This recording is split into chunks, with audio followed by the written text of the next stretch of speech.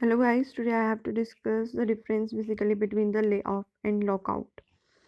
सो layoff हमारा basically क्या होता है जिसमें एम्प्लॉयर जो है अपने एम्प्लॉय को जो प्रोवाइड नहीं कर पाता किसी वजह से, जैसे कि अगर उसके पास रिसोर्सेज नहीं है प्रोडक्शन करने के लिए इस वजह से, या फिर कोई और अवेलेबिलिटी ऑफ रिसोर्सेज नहीं है तो इस वजह से। लॉकआउट क्या होता है हमारा? लॉकआउट होता है जो हमारी जो इंडस्ट्री है वो कुछ टाइम के लिए बंद हो जाती है, टोटली बंद हो जाती है कुछ टाइम के लिए, किस वजह से कि बंदों ने स्ट्राइक कर दिया है, इस वजह से क्लोज हो जाती है, intentional to close the unit. Okay, process क्या होती है ले ऑफ में? बेसिकली हमारा प्रोसेस ये होता है कि एम्प्लॉयर जो है रिफ्यूज़ कर देता है एम्प्लॉयमेंट प्रोवाइड करवाने को एम्प्लॉयज़ को। लेकिन इसमें कुछ रीजंस भी होते हैं कि जो हमारा एम्प्लॉयर रहता है वो उस टाइम के लिए वो उन्हें कुछ सैलरी प्रोवाइड करेगा जो रेगुलर वर्कर्स रहेंगे। नेक्स्ट वीडियो में मैं आपको इसके बारे में बताऊंगी। लॉकआउट्स क्या होगा? लॉकआउट में जो है वॉलेंटरी क्लोज होगा business, not because of any specified reason. कोई भी स्पेसिफाइड रीज़न नहीं हो सकता। बेसिकली जो होता है ये लॉकआउट होता है, ज़्यादातर जो होता है ये स्ट्राइक्स वगैरह से ही होता है। नेक्स्ट होता है declaration. The employer declare lay off under the specific circumstances. Specific circumstances में जो है ले ऑफ होगा, जैसे कि अगर एम्प्लॉयर के पास हमारा प्रोडक्शन नहीं करने के लिए रिसोर्सेज है तो इस इन सिचुएशंस में वो है जो है ले ऑफ करेगा। इंडस्ट्रियल डिस्प्यूट की वजह से, जैसे मैंने आपको पहले बताया, तो लॉकआउट हमारा जो बेसिकली होता है result of industrial dispute declaration. Applicability only to group of workers that may be work of a shift department और unit depending on the circumstances. जो ले ऑफ होता है उसमें जो है हमारा जो एप्लीकेबिलिटी होती है ये हर किसी पे भी हो सकती है, शिफ्ट वर्कर्स पे भी हो सकती है, डिपार्टमेंट पे भी हो सकती है पूरे।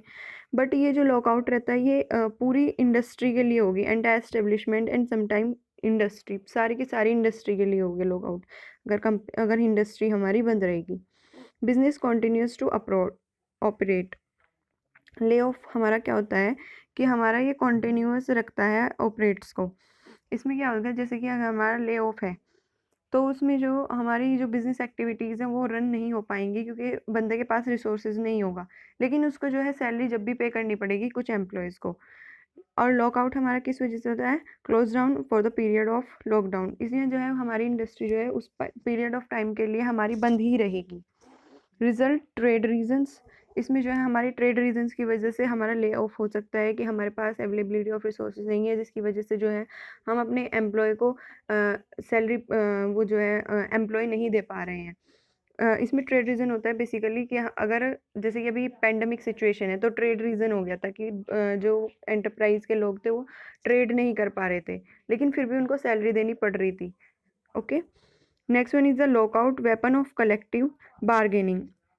इसमें लॉकआउट में जैसे कि मैंने बोला डिस्प्यूट्स वगैरह के लिए होता है, तो इसमें जो है कोई सैलरी वगैरह पे नहीं की जाती। Compensation is paid to the laid off workers. इसमें जो है ले ऑफ में जो है कंपनसेशन पेड होगा, जैसे कि मैंने पहले बताया था। In lockout compensation is paid to the worker as per type of lockout. लेकिन लॉकआउट में भी कंपनसेशन पेड होता है, लेकिन वो टाइप होना चाहिए। इसके टाइप में हम आगे पढ़ेंगे। कुछ टाइप्स में जो है कंपनसेशन पेड नहीं होगा और कुछ टाइप में जो है पेड होगा अंडर द डिस्प्यूट अगर होता भी है तो। So this is the basically the difference between the layoff and lockouts. So if you like my video please subscribe it, and if you want any topic, अगर आपको किसी भी टॉपिक की वीडियो चाहिए प्लीज़ कमेंट सेक्शन में comment कर दीजिए। Thank you.